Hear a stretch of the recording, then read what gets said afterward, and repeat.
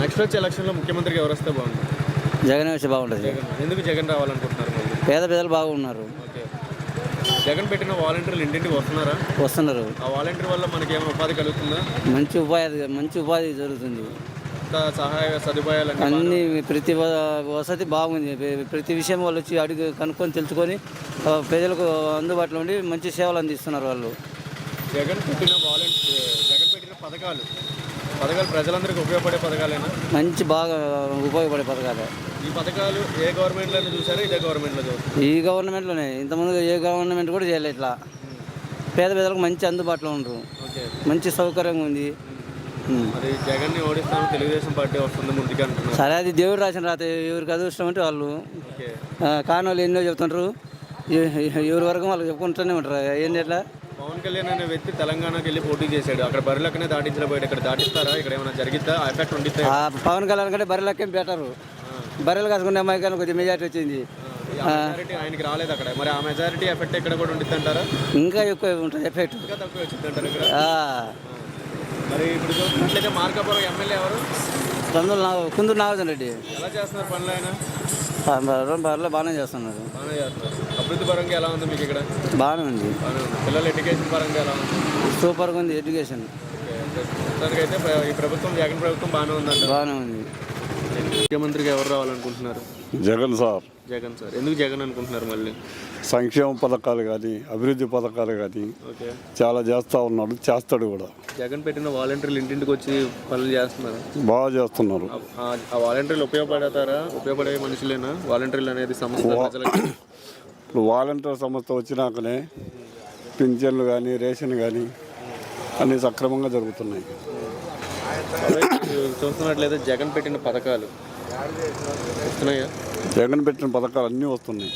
జగన్ పెట్టిన పథకాలు ప్రజలందరికీ ఉపయోగపడే పథకాలు అన్నీ ఉపయోగపడాయి. 99% ఉపయోగపడాయి. పథకాలు ఏ గవర్నమెంట్లో చూసారు? ఇదే గవర్నమెంట్లో? ఇదే గవర్నమెంట్లో. ఏ గవర్నమెంట్లో చూడాలి? ఈ గవర్నమెంట్లోనే చూస్తున్నారు. మరి ఇప్పుడు చూసినట్లయితే చంద్రబాబు నాయుడు జగన్ ఓడిస్తాము చిత్తుగా అంటున్నారు. దాని గురించి అవన్నీ మాటలు చెప్పుకోవటమే. చంద్రబాబుకు అసలు లేనే లేదు. ఎక్కడుంది చంద్రబాబుకు? ఏం చేశాడు ఆయన? ఏమీ చేయలే. మొత్తం మాటలు తప్ప, కళ్ళబొల్లి మాటలు తప్ప ఏం చేయట్లా. జగన్ చేసినట్టు ఈ పరిపాలనలాగా ఏ పరిపాలన లేదు. ఎందుకంత నమ్మకం జగన్ మీద? నమ్మకం అని చేస్తున్నాడు కాబట్టి చేస్తాడని నమ్మకం. మరి పవన్ కళ్యాణ్ అనే వ్యక్తి తెలంగాణ వెళ్ళి పోటీ చేశాడు. బర్రెలకు వచ్చిన మెజారిటీ కూడా తెప్పించుకోలేదు. ఈడ కూడా అంతే. ఇక్కడ ఆంధ్రాలో కూడా పవన్ కళ్యాణ్ డిపాజిట్లు గల్లంతే. ఒక్కటి కూడా రాదు. ఆయన సినీ ఫీల్డ్, సినీ గ్లామర్ చూపిస్తున్నాడు అంతేగాని రాజకీయ గ్లామర్ లేదు అతనికి. సరే, జగన్ ప్రభుత్వంలో ఉన్న ఎమ్మెల్యే, మార్కాపురం ఎమ్మెల్యే ఎవరు? కుందూరు నాగార్జున రెడ్డి. వ్యక్తి ఎలా చేస్తున్నాడు పనులు? చాలా మంచి వ్యక్తి, సౌమ్యుడు. మంచి పోయిన వాళ్ళకల్లా చిన్న పిల్లల నుంచి పెద్ద పిల్లల వరకు పలుకుతాడు. ఏ వర్కులైనా మాకు ఇది కావాలంటే చేస్తున్నాడు. అన్నీ బాగున్నాయి. జగన్ ప్రభుత్వం రావాలి. జగన్మోహన్ రెడ్డి అండి. ఎందుకు జగన్మోహన్ రెడ్డి అనుకుంటున్నారు? ఎందుకంటే శాచ్యురేషన్ పద్ధతిలో మామూలుగా లంచం లేకుండా ఇంటికాడికి తీసుకొచ్చి ఇస్తున్నాడు అందరికీ. 100% ప్యూర్గా.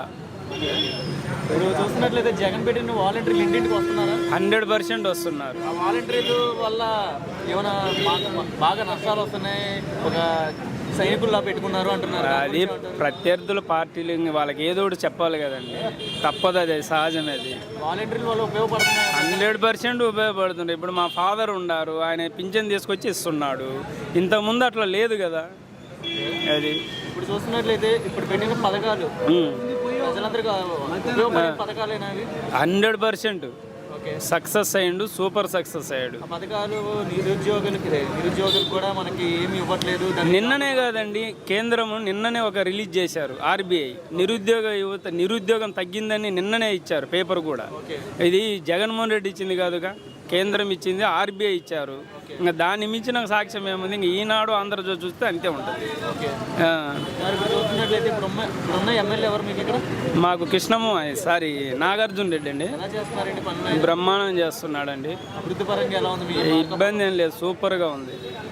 మరి ఇప్పుడు చూస్తున్నట్లయితే గతంలో ఏ ప్రభుత్వంలోనైనా ఈ పథకాలు చూసారే ఇదే గవర్నమెంట్లో నాకు తెలిసి ఈ 70 ఏళ్ళ రాజకీయంలో ఇప్పుడు తప్ప ఎప్పుడు చూడలే. ఏ గవర్నమెంట్లో చూడలేదు. ఏ గవర్నమెంట్ రాజశేఖర్ కూడా మించిపోయాడు ఆయన. చంద్రబాబు నాయుడు పవన్ కళ్యాణ్ పొత్తు పెట్టుకొని వస్తున్నారు కదా, వాళ్ళు ఎన్ని పెట్టుకున్నా మాకు 175 వస్తాయండి. 175కి 175 నమ్మకం. 175 మా నాయకుడి మీద నమ్మకం. ఆ.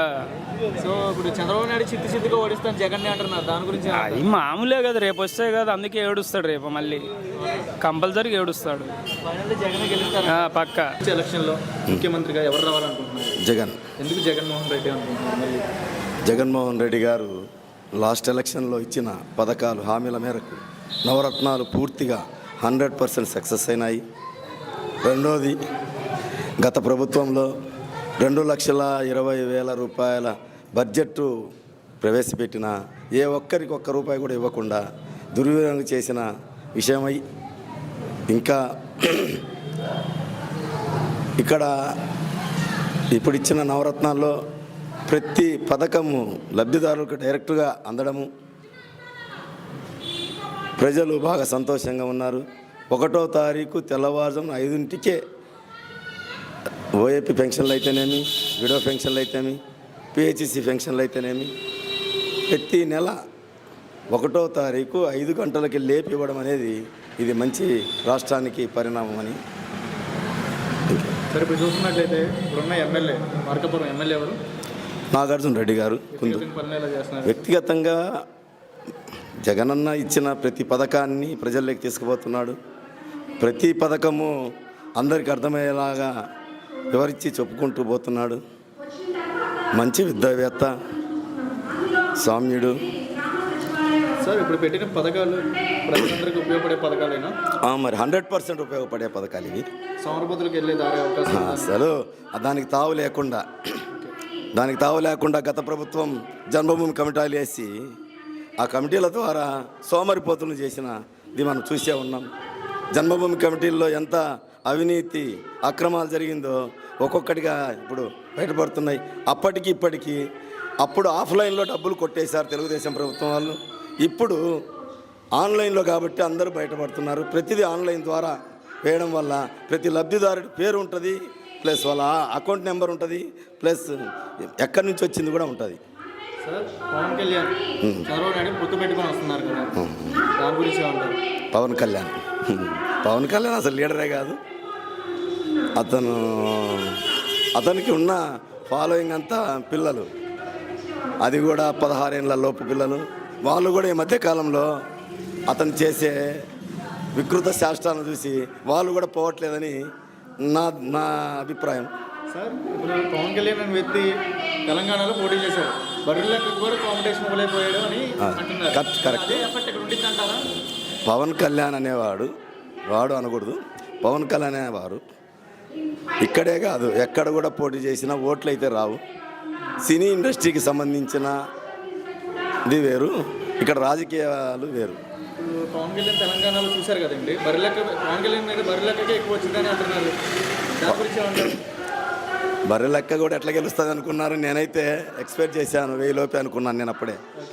ఒక పార్టీకి సంబంధించిన అభ్యర్థి అయితే దానికి ఏదన్నా రాజకీయంగా ఎదుగుదల అవి ఉంటాయి, కానీ ఇండిపెండెంట్గా వేసి సక్సెస్ అయిన వాళ్ళు ఎక్కడ ఉండదు.